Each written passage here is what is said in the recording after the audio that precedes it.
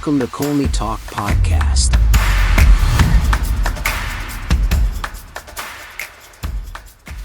Hey everyone, hope you're doing well. Welcome to another episode of Colney Talk Podcast, a byte-size show.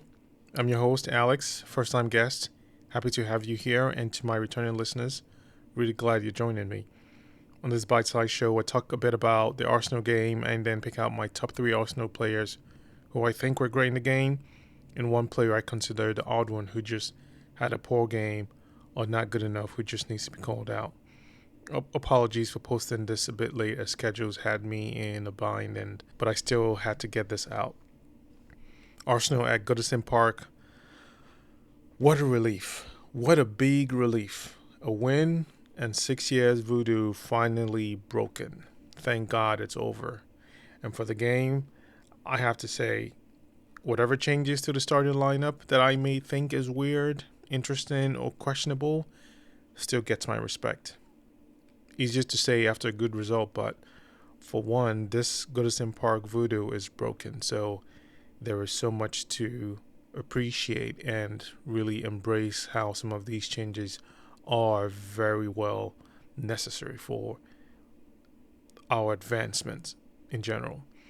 So if this is what it takes, I doubt we would have any objections. Raya in goal definitely was a surprise to me. Often in sports, we associate a change as a drop in performance without giving room for other opportunities, strategies, or risks by the manager. But I think it's very clear that this is, more towards strategies and at least a different idea of how you really capitalize and or take advantage of your quality bench or the players that you have in total. So that's how I would leave it there. Start of the game, Arsenal kept a good control of the ball with fluid passes in Everton's final third. I think it was a good way to manage the tempo and settling in the game, and it was to Arsenal's benefit really, because the chances start coming from corner kicks, which were helping the momentum in attack. Seeing Raya's involvement in the passing was just like how Ramsdale would do, and it clear very well, encouraging. But this wasn't just the usual build-up to stay on an attacking sequence. It looked like a game of patience or pounce on the mistake to catch a lead. And so from a number of passes, Everton wanted to build a run. It was broken up by Nketiah, and our first goal by Martinelli was an offside. I mean, it was a good goal though. And it also sucked that right after that we just lost him with a hammy, and he just had to get subbed off. Arsenal didn't capitalize on the 80% possession because, as we know by now, the way that you may evaluate a game isn't based on your possessions or having over 90 possessions of the game. I mean, that automatically should move you into very high scoring chances, dominance, control of the game in its entirety, but it doesn't really paint the full picture because there's so many games where someone could have all the possession and really not have the outcome that they expect. So I understand that trying to find a breakthrough against a low physical low block formation in Everton's defense, it was not going to look pretty, and it didn't, because all the great plays lived at the edge of the box. We did everything in the final third, moved all the way until we just got to that edge where we just couldn't do so much more of that imposing. Yes, it is a low block. You have a lot of traffic within there, so a lot of block shots, a lot of easy tackles to just really get the ball off, and it's never going to be as easy flowing like that anyone would assume. And Arsenal's style of play was at least calling for the same motion to execute, because we moved and guided the ball to both sides, and it was really encouraging to see how we got control of the game and really wanted to do the same within the box. But those were the challenges that we faced. Just trying to at least release a shot in so many ways within that flow wasn't coming out, or just getting to that expected amount. Zinchenko gave Vieira an opening for a shot like Martinelli's. Instead, he passed, and Trossard coming in for Martinelli just didn't look ready at that time. I think that was the only notable chance we had before halftime. So that's the way it went. Start of the second half, a couple of good runs in the box, played back for a shot, and another by Odegaard was blocked. Pretty sure that would have been a goal, but you know, this is again back to the same situation of, all blocks and how crowded that position was at the time.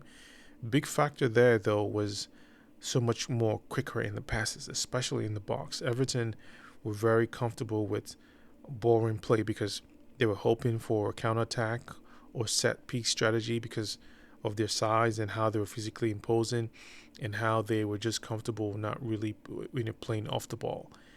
But and then they also knew that they would capitalize on the ball being turned over when we got into their box, because it's not just something that they would allow them to roam in their box and then take a chance without trying to defend or initiate their counter strike. And in certain moments that we drove into Everton's box, there seemed to be an edge to get a shot in. And not talking about the block shots, but missing chances to find Saka or Nketiah at the other end of a cross. But I'll be lying if I said I wasn't frustrated, because we did have moments and opportunities to do that at least once or twice. So, and that's good enough to convert that into a goal, because we didn't have a lot of those within the box. And when they did come in, they were clear, open situations to release a shot to make something happen. But besides the block, we just didn't let that happen because our players didn't connect very well. Arsenal got on with it. They didn't seem to have any difficulty driving into the box, much more than that, and they just kept looking for something to happen. It was just so much more of how they moved into the box, but just couldn't really get to that very end product. But then it was now a bunch of corner kicks. So hey, I'll live with that. It looked like that was our entry path to chance creations, and which was good because it was very evident to the number of corner kicks that we had. The few breaks Everton had, Arsenal managed to contain their threat. And then Jesus came on for Eddie Nketiah to change things up a bit, rightfully so. We continued to knock on the door to put the ball back of the net, but again, it was just corner kick galore, corner kicks. And it was collector's item for Pickford for one of the corner kicks that we had, and then the ball got kicked, cleared into the middle of the field. Arsenal regained possession, and then another corner kick. Now this was a set piece corner kick, I think, and with a beautifully constructed slick 1-2 touches of passes, it was a beautiful goal by Trossard, and that really froze up Everton. It was such an amazing, brilliant play, and kudos to how they had worked on that. Then after Everton moved up into our half and trying to respond to the goal, and we defended really well. That was just something quite refreshing there. And they had a couple of fast breaks, but they just couldn't really do so much with it. We in turn had our own fast breaks, which could have been a very favorable situation, where one of the lob passes was to Jesus that drove all the way but got into the box and really knocked over. And then another, we were, I think, in a 3v2 situation, and that should have produced a goal which could have closed out the game, but that just didn't happen.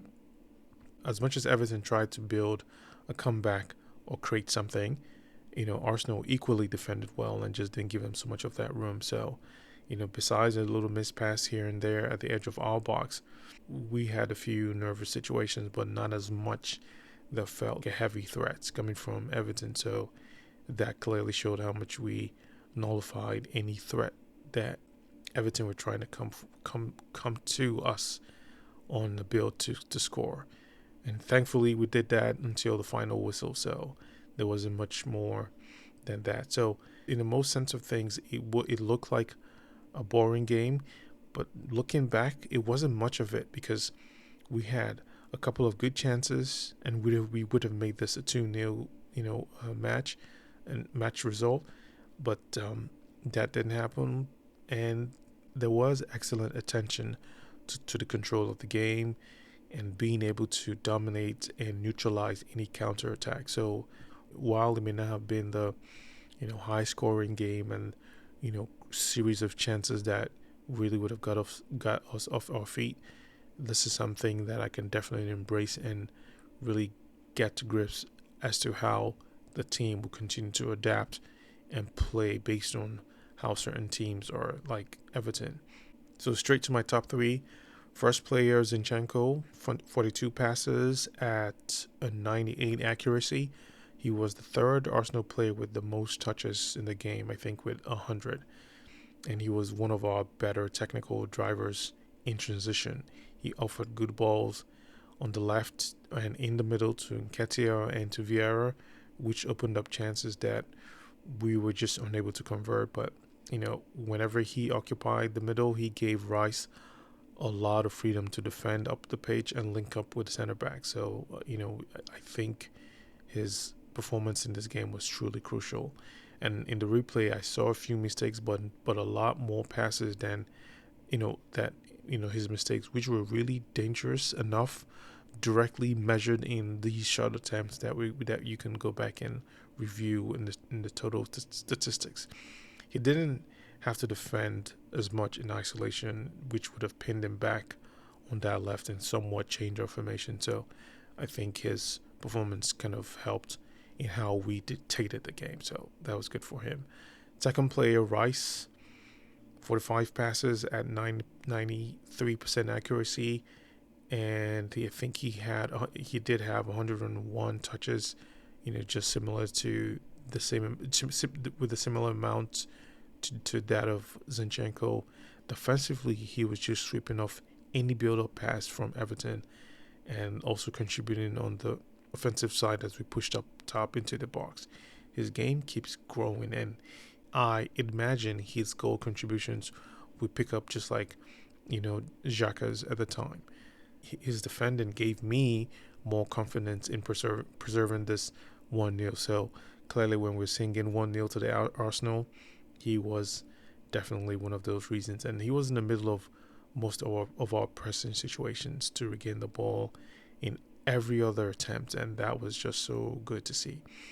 And it's just impossible to not notice him in these situations. So, yeah, we're very lucky to have him. My third and final player, Odegaard, had a great game. 45 passes with a 90% accuracy, and he had 61 touches. So definitely, offensively inclined. And he was really instrumental in our first goal, dribbling through, into the box and then that was the kickstart of the chain of, slick passes that, got us that goal. And, after he received it from Saka, he just did a whole lot more to open things up in that and create the tempo for that shot. And in addition, he also had some very good, fluidity that was connected between Ben White and Saka. He has had this in the past, but, he had a little bit more, ease to it and how he was connecting with Ben White. And I think for some reason there was so much more I noticed in how he drove directly into the box a few more times, even though he had lost the ball from the defenders. And as always, his passes were just great. There's nothing more you can expect from Odegaard and how he can just see and know exactly the right positions to drop the ball and pass to the other players to really do something. And definitely was one of his standout performance. I don't have one odd guy today. Most of the players really played well. Nothing really felt like it was lacking. Yes, surely on the offensive side we should have converted to a few more goals, but it's not warranted for calling out any player in terms of a poor performance. But what I will say though is Vieira has, while he has been good, he can really crank up his execution in terms of his shots. And yes, he did take them, not in the most outcome as he expected, but that is something to really keep an eye on and just continue supporting him there. Special mention for Ben White though. He played a really heck of a game, and I think his combination with Saka just keeps getting better and better, so worth mentioning. with this game, I can live with a boring play. It's all that it all comes down to winning. And the way that we may expect the team to play, but, turn out something different, it really comes down to that outcome. Even if we lost this game, I think I would still say just exactly the same, because we need to have this mentality of a shift and not expect the very traditional way of how we did in this new season, and how they will be looking at, they being the opponents, will be looking at Arsenal. I can't but just expect them to do something different. So that's how we just have to trust this club going forward. Yeah, at least we can be very glad with this outcome, and clearly knowing that this curse, if you will, in Everton is finally done for, and we can move away from all these problems we've had. Seeing the team leave a lot of good chances on the table, that could have been goals that can hurt us. So essentially, we can crank up our ruthlessness and convert that into places where we can really find a good outcome. Good news though, we have the players and the competition to fix that. Champions League is here. Lots of excitement, and I can't wait. Okay, folks, I'll wrap it here for this bite-sized episode. Until then, talk to you all later. Take care.